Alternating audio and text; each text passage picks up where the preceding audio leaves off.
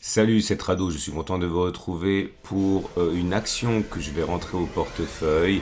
Alors dans ce portefeuille Trend Following, je vais rentrer Energy Group et je vous explique pourquoi c'est une des stratégies parmi les nombreuses stratégies que j'applique pour du Trend Following. Si vous regardez les données hebdomadaires, hebdomadaires, on voit que quelque chose de particulier vient de se produire.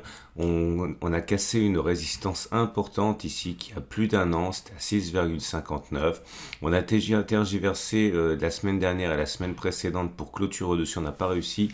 Mais là, alors que nous sommes quasiment en fin de semaine, j'ai peut-être un petit peu d'avance puisqu'on n'est que vendredi matin, mais selon toute vraisemblance, on s'apprête à clôturer au-dessus des 6,59 avec une bougie pleine d'assurance. Donc cette action va rentrer dans le portefeuille de trend following.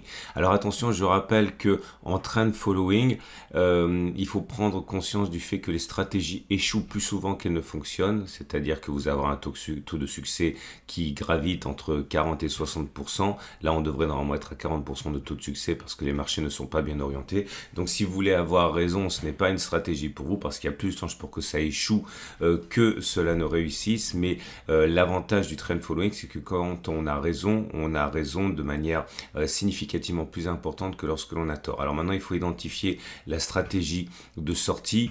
Je vais opter dans cette stratégie pour la moyenne mobile à 200 jours. C'est très classique, c'est pas la meilleure façon de faire toujours, mais là ça me semble assez adéquat. C'est-à-dire que si on clôture en dessous de la moyenne mobile à 200 jours, qui est actuellement à 12% plus bas, eh bien j'accepterai que ce trade soit un trade perdant. Alors évidemment, 12% ça peut sembler beaucoup, ça ne l'est pas vraiment, mais ça peut sembler beaucoup pour certains. Il faut donc adapter votre position de telle manière que 12% soit aussi indolore que vous estimez qu'il faille que ce soit. Autrement dit, ajustez, réduisez éventuellement les tailles de vos positions pour que 12% ne semble pas trop douloureux. Donc voilà, c'est la deuxième action. Je vous rappelle que la première action qui est rentrée dans le portefeuille Trend Following, ça a remonté à 3 semaines, c'était Thales.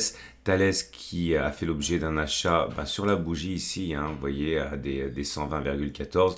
J'avais un stop de protection qui n'a pas encore été touché. J'ai un trading stop sur la MME 65.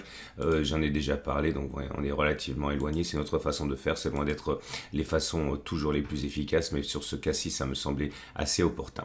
Donc voilà, ça fait 2 actions maintenant dans le portefeuille Trend Following pour les actions françaises.